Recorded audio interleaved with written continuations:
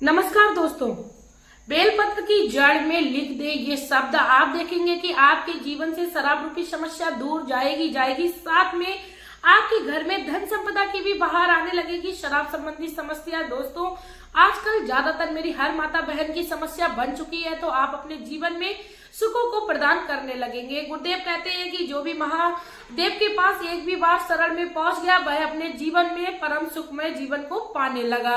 इसी के साथ दोस्तों वीडियो को शुरू करने से पहले मैं मेरे आराध्य श्री लक्ष्मी नारायण को मैं कोटि कोटि प्रणाम करती हूँ, मैं उनको कोटि कोटि नमस्कार करती हूँ। दोस्तों गुरुदेव के द्वारा बताया हुआ हर उपाय हर व्यक्ति के जीवन में सफल सिद्ध होता दिखता है। हम अपनी वीडियो पे या अपने टीवी पर जब हम गुरुदेव महाराज की भागवत का स्मरण करते हैं तो वह अपने भागवत में जिसको व्यक्ति को भी लाभ हुआ है उस व्यक्ति के पर्चे पढ़ के बताते हैं। दोस्तों यदि भगवान ने हमें दुख दिया है तो सुख भी आना है, इसीलिए अपने जीवन में धैर्य को रख के गुरुदेव के द्वारा बताए हुए उपायों को उतारना है। यदि शराब संबंधी आपके जीवन में समस्या आई है तो जरूरी नहीं है शराब की समस्या के कारण आपका जीवन जो है वो पूरा का पूरा नर्क में चला गया। बिल्कुल ऐसा नहीं है दोस्तों, आप अपने जीवन में शुभ कर्मों को करना प्रारंभ करिए, आप देखेंगे कि आपके जीवन में आपको सुख का अनुभव होने लगा है। इसी के साथ दोस्तों मैं आप लोगों से रिक्वेस्ट करना चाहूंगी, यदि आप लोग मेरे चैनल पर नए हो तो प्लीज आप लोग मेरे चैनल को सब्सक्राइब करके अवश्य जाइएगा, साथ में आप लोग बेल आइकन को भी प्रेस कर लीजिएगा, जिससे मेरी जितने भी नोटिफिकेशन है वह आप लोगों तक जल्द से जल्द पहुंचे। इसी के साथ दोस्तों आगे बढ़ने से पहले मैं और रिक्वेस्ट करना चाहूंगी, यदि आप लोग भूल जाते हो तो प्लीज आप लोग कॉपी पर नोट कर लीजिए, क्योंकि मैं हर चीज हर संभव प्रयास आप लोगों को बताती हूँ जिससे मेरी माताएं बहनें आसानी से कर सके।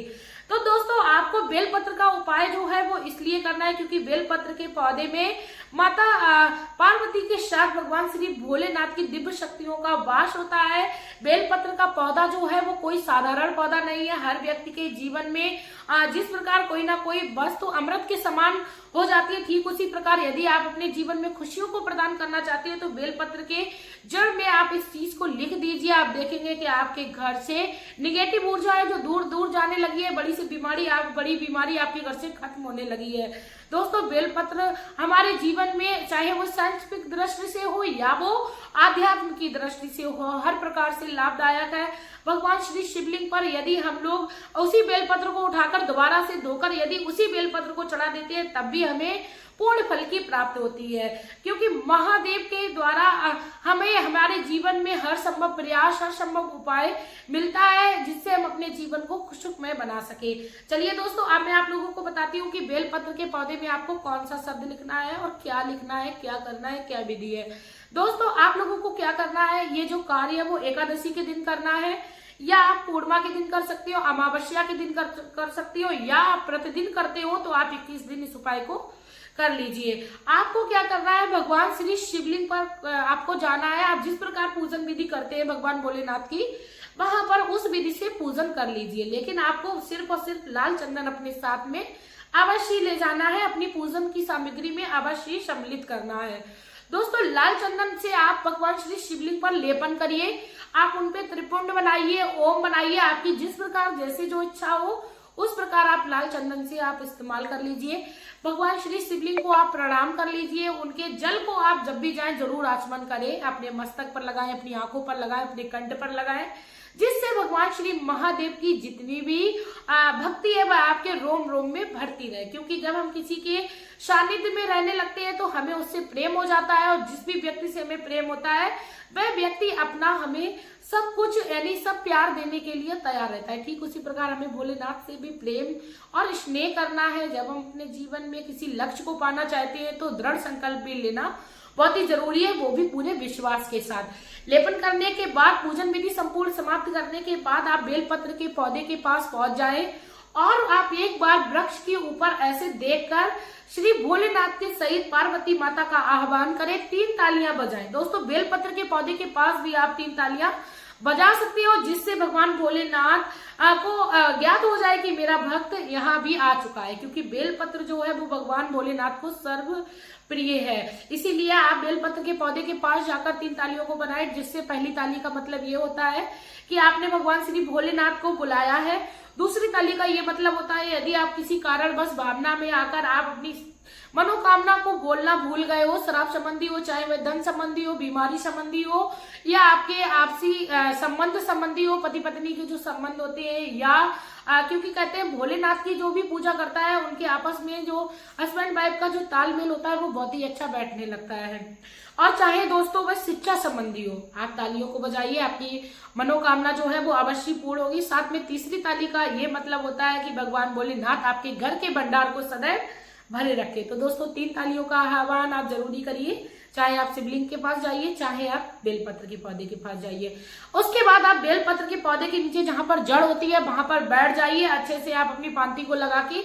उसके बाद आपने जो चंदन भगवान श्री शिवलिंग से इस्तेमाल किया था वही चंदन से आपको उस जड़ पर ओम लिखना है। दोस्तों ओम जो है वो सर्वश्रेष्ठ मंत्र है और ओम मात्र से हमारे जीवन में चल रही समस्याएं दूर हो जाती हैं। सिर्फ और सिर्फ हमें ओम पूरे उच्च स्वर से उच्चारण करना है और लिखना है।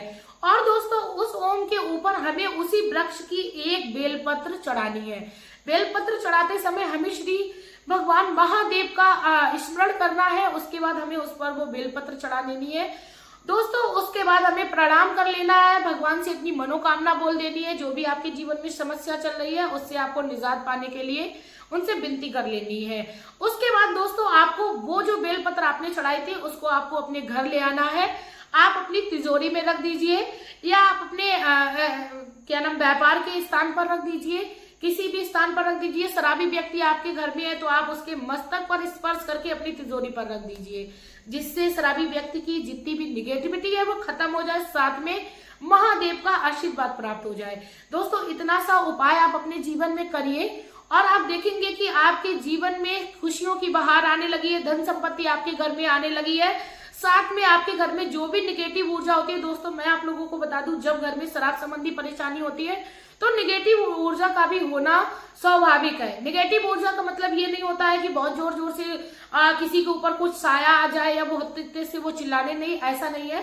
किसी किसी की मानसिकता पर भी इसका बड़ा बुरा प्रभाव पड़ता है। व्यक्ति गलत संगत में पड़ जाता है, गलत कर्मों को करने लगता है।